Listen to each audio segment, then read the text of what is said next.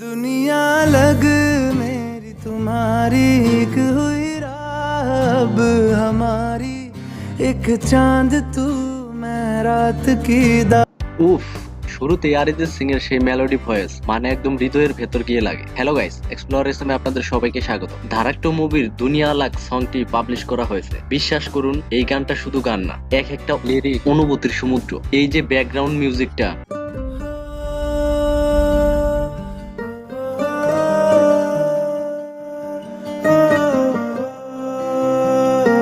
কি সফট, কি ইমোশনাল। এই লাইনটা শুনুন।